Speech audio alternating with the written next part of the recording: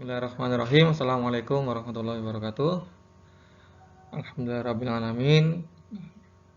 Pada pagi hari ini kita berjumpa kembali. Selamat datang kepada kalian semua di semester 2 dalam mata pelajaran PPKN. Syukur kita panjatkan kepada Allah atas segala nikmatnya, sehingga pada pagi hari ini kita diperjumpakan kembali yang insya Allah semoga kalian dalam keadaan sehat walafiat. Sebelum kita memulai pelajaran, terlebih dahulu kita berdoa agar kegiatan belajar kita mendapatkan keberkahan dari Allah Subhanahu wa taala. Marilah kita bersama-sama membaca basmalah. Bismillahirrahmanirrahim. Oke, kita lanjutkan kepada pengantar di semester 2 ini berkaitan dengan informasi penilaian, kemudian KKM dan materi yang akan kita pelajari di semester 2 ini. Yang pertama, untuk pengantar kita pada pagi hari ini di mata pelajaran PPKN adalah tentang penilaian. Ada 3 bentuk penilaian yang nanti akan kita lakukan. Yang pertama adalah penilaian sikap, di mana untuk penilaian sikap ini salah satu indikatornya tentunya tentang kehadiran ya, keaktifan kalian dalam mengikuti kegiatan pembelajaran online. Ustadz mengharapkan meski mungkin kemarin belum maksimal atau mungkin yang sudah maksimal, diharapkan di semester 2 ini kalian bisa lebih baik lagi ya, memperbaiki lagi agar nilai sikapnya tentu bisa menjadi lebih baik ya. Karena selain kehadiran kalian yang nanti akan Ustadz lihat dari pekerjaan post-test. Nah, post-test yang kalian kerjakan itu atau tugas-tugas yang kalian kerjakan itu akan menjadi nilai pengetahuan. Nah, bentuk penilaian kedua adalah tentang pengetahuan. Ya, tadi sudah saya sampaikan ada post-test atau tugas-tugas. Nah, itu adalah salah satu bentuk penilaian pengetahuan ya. Selain menjadi nilai sikap, juga menjadi nilai pengetahuan. Kemudian ada penilaian harian yang dilaksanakan pada akhir bab, kemudian penilaian tengah semester 2 dan penilaian akhir tahun. Nah, ketika kalian mengikuti kegiatan penilaian harian, penilaian tengah semester, dan belum mencapai KKM, maka kalian akan melakukan kegiatan remedi. Nah, nilainya pun nanti yang hasil remedi ini akan cukup membantu kalian ya ketika nilainya belum sampai KKM. Nah, lalu bagaimana yang sudah sampai KKM? Nah, nanti yang sudah sampai KKM tentu ada kegiatan pengayaan, dan tentu saja hasil pengayaan tersebut akan menambah nilai kalian ya. Selanjutnya ada keterampilan. Nah, nilai keterampilan ini saya ambil dari proyek dan produk yang nanti akan saya berikan kepada kalian. Ya, apakah nanti berupa membuat karya tulis, ya, membuat mading, membuat clipping, atau membuat peta konsep dan seterusnya. Ya. Nanti kita lihat bagaimana perkembangan materinya ya. Terus selanjutnya KKM-nya sendiri kita 73 ya, untuk kelas 7 KKM-nya adalah 73, masih sama dengan semester 1. Dan untuk materinya di semester 2 ini kita nanti akan masuk di bab keempat ya, tentang keberagaman masyarakat Indonesia dalam bingkai Bhinneka Tunggal Ika. Kalau di buku kalian itu ada 3 bab, nah tetapi nanti kita akan hanya ada 2 bab saja ya, yaitu tentang bab 4 tadi itu sudah disampaikan, dan kemudian bab ke 5 dan 6. Nah, 5 dan 6 ini nanti akan digabung ya menjadi satu, yaitu menjadi bab 4. Nah, begitu ya kira-kira untuk materinya. Semoga bisa memberikan penjelasan, keterangan kepada kalian. Silahkan nanti kalau ada yang mau ditanyakan bisa disampaikan ya, baik itu lewat WA grup maupun WA Japri ke Ustadz. Nah, untuk yang pertama ini, hari ini kita akan belajar tentang di bab 4 yaitu tentang keberagaman masyarakat Indonesia dalam bingkai Bhinneka Tunggal Ika. Namun yang akan kita pelajari nanti tidak langsung selesai ya, karena materinya cukup banyak.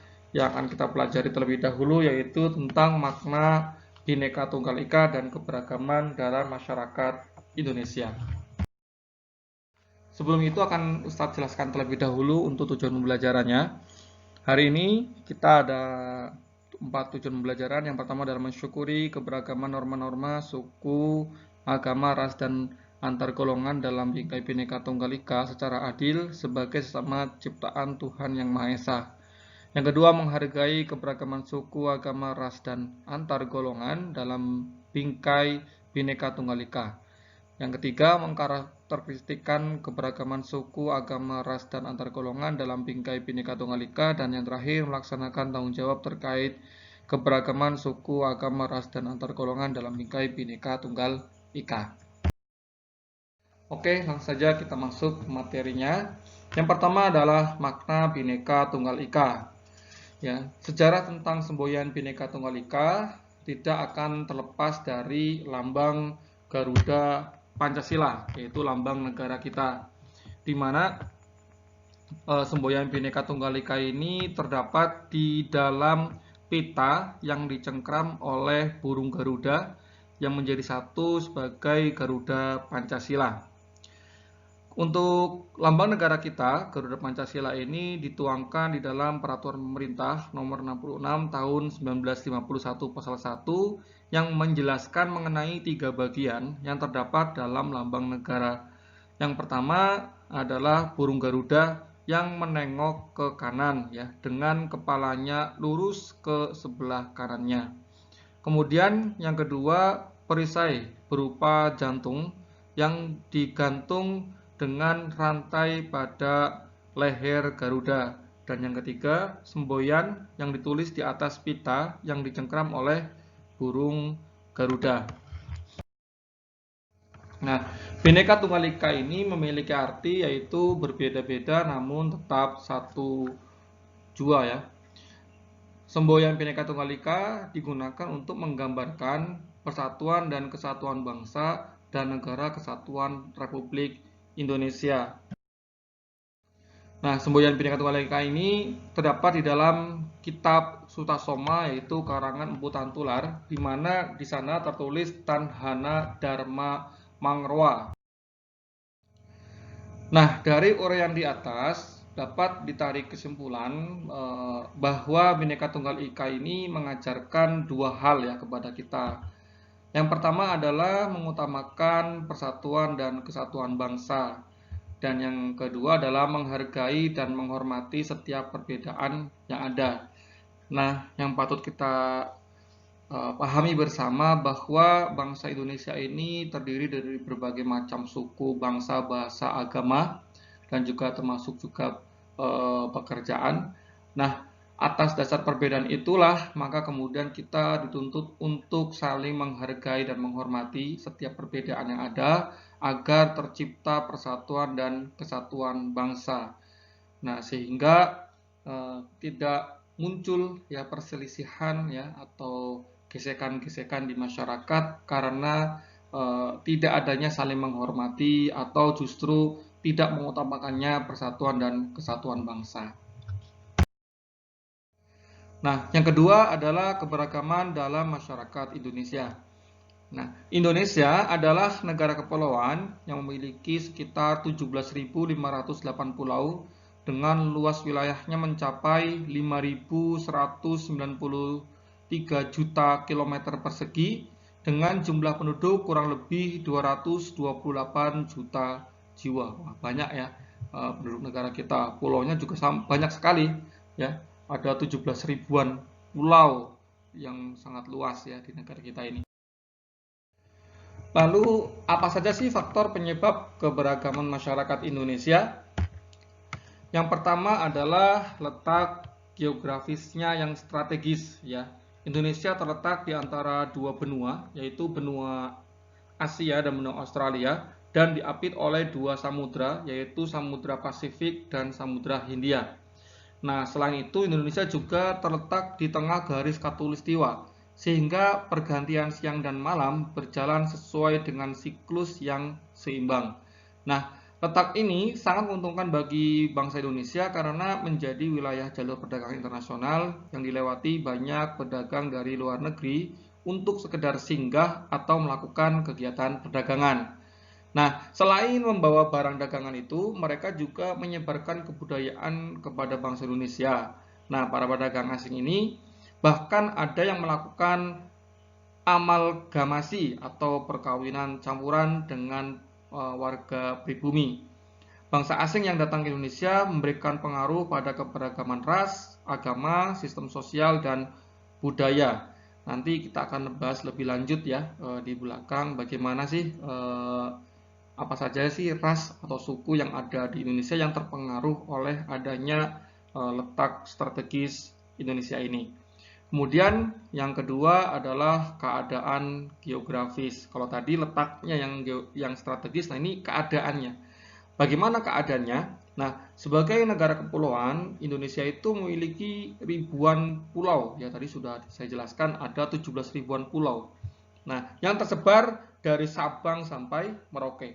Ribuan pulau ini terpisah oleh lautan, dan kondisi geografis yang terpisah-pisah ini mengakibatkan masyarakat tumbuh menjadi satu kesatuan yang mengembangkan budayanya sendiri yang jauh berbeda dengan kebudayaan induknya.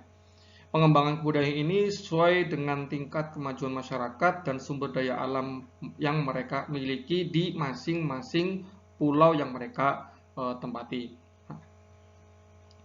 Baik itu misalkan dalam suku bangsa atau mungkin bahasa, budaya lokal, atau mungkin juga dalam pembagian peran dalam masyarakat atau sering disebut dengan sistem sosial, serta agama dan kepercayaan.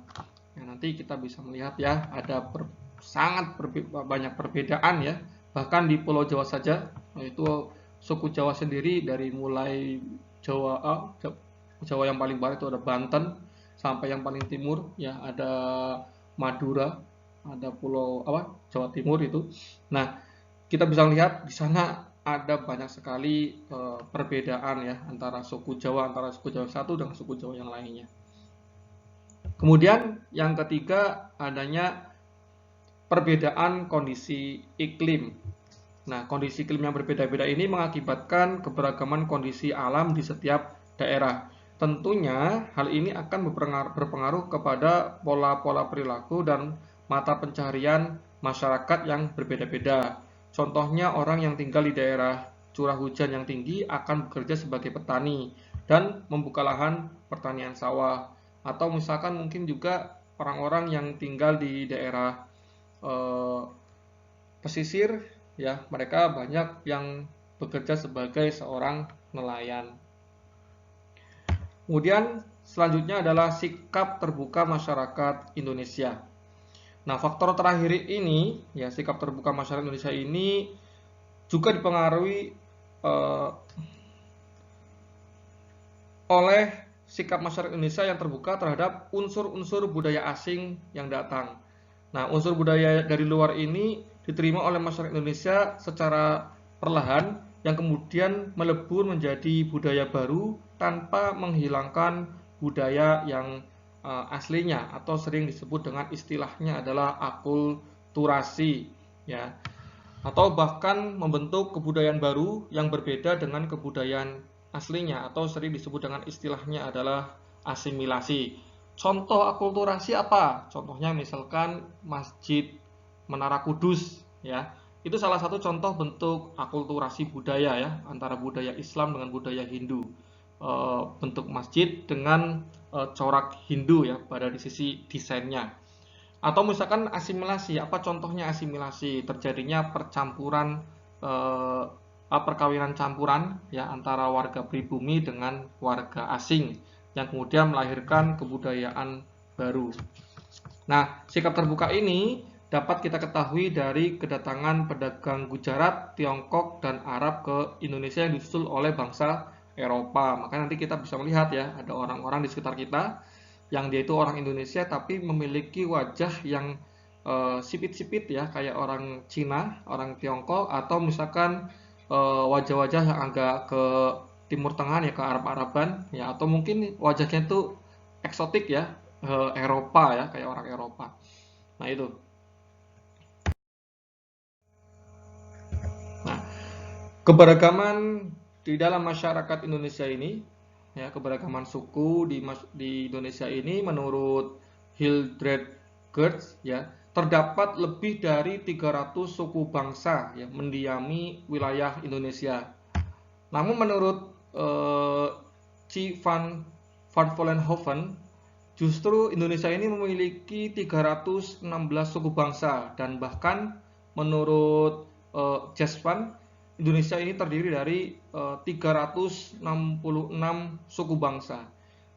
Apa saja suku bangsanya? Ada banyak ya, ada banyak. Bahkan mungkin di satu pulau itu terdapat lebih dari suku bangsa. Nanti bisa kalian lihat di buku paket Erlangga PPKN halaman 90 sampai 91. Saya sebutkan saja satu contohnya, misalkan di Pulau Aceh, di Provinsi Aceh. Nah, Provinsi Aceh ini sendiri ada banyak sekali suku bangsanya. Ada Aceh Gayo, ada Kluet, ya, Simeuleu, ada Singkil, ada Tamiang, ada Anek Jamak, ada Gumbak, ada Cadet, ada Alas, dan seterusnya. Nah, ini ada banyak sekali ya suku bangsanya. Selanjutnya berkaitan dengan unsur-unsur universal di dalam kebudayaan. Apa saja itu unsur-unsur universalnya? Yang pertama adalah sistem mata pencarian. Nah, setiap masyarakat pasti memiliki mata pencarian yang berbeda-beda untuk menunjang hidupnya.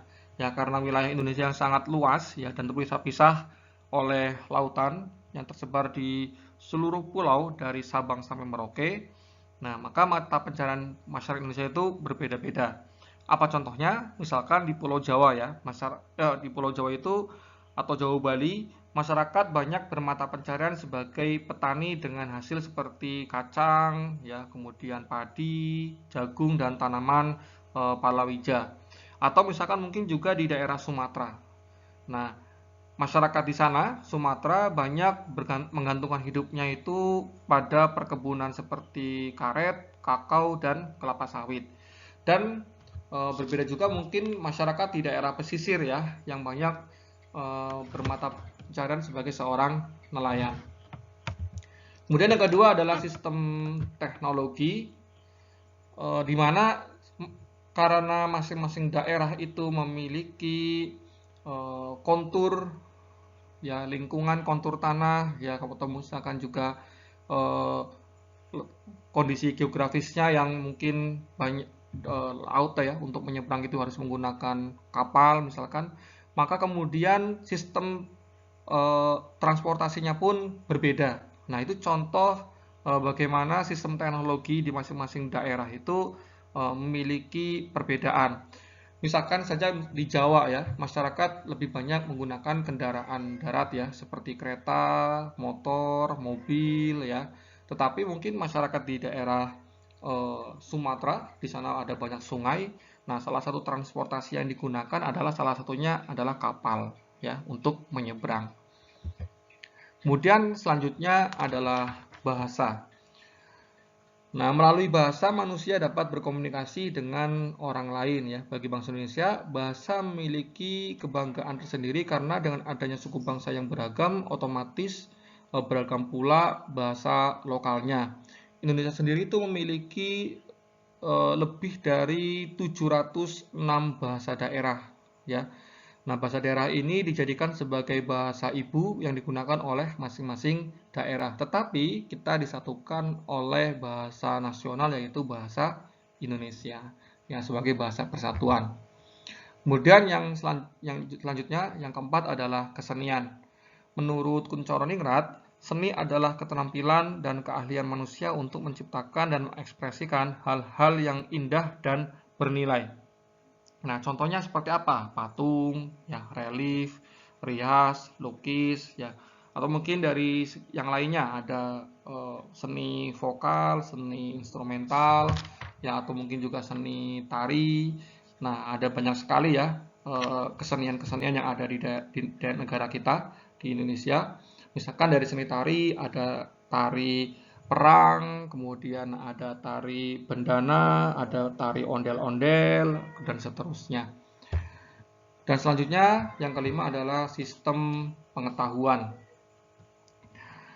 Untuk sistem pengetahuan ini tidak dapat dilepaskan dari dalam diri manusia. Hal ini karena manusia adalah makhluk sempurna yang memiliki akal pikiran.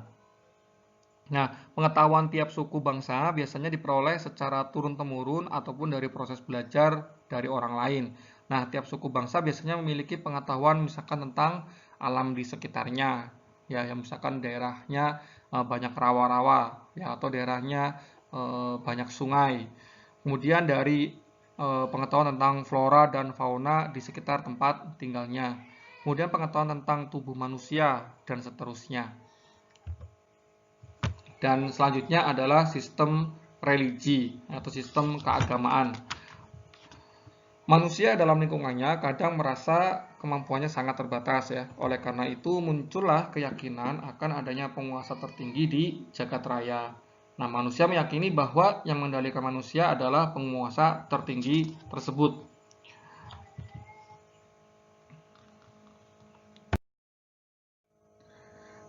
Selanjutnya, masyarakat Indonesia terdiri dari berbagai ras ya, yang membuat mereka memiliki perbedaan bentuk fisik serta warna kulit, postur tubuh, dan jenis rambut.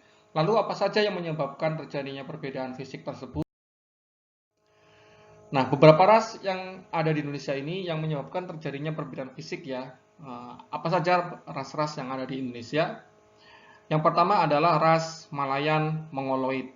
Nah, ini banyak tersebar di daerah Sumatera, Jawa, Kalimantan, Bali, Sulawesi, dan Nusa Tenggara Barat. Kemudian ras Melanosoid, ya, mereka banyak di Maluku, Nusa Tenggara Timur, dan Papua. Nah, seperti tadi disampaikan di awal ya, ada ras Asiatik Mongoloid, yaitu terdiri dari etnis Tionghoa, Jepang, Korea yang tinggal menyebar di seluruh wilayah Indonesia, dan ras Kaukasoid, yaitu mereka-mereka keturunan India, Timur Tengah, Amerika, dan Eropa.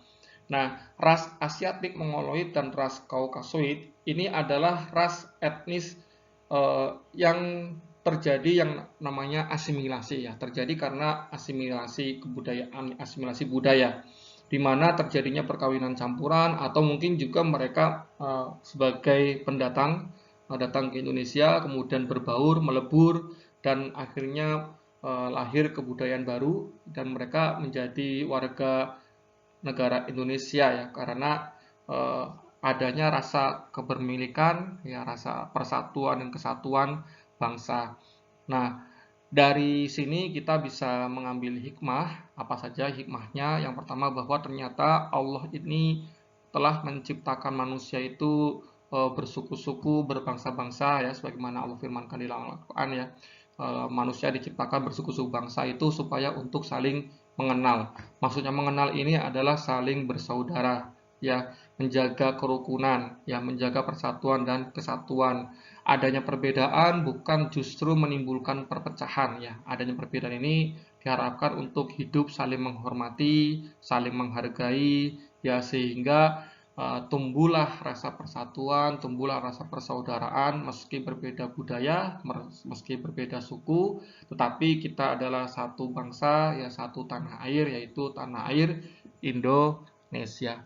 Itu saja dari saya yang dapat saya sampaikan. Semoga bermanfaat. Selanjutnya silakan kalian bisa mengerjakan post-test yang Ustadz tuliskan di grup WA.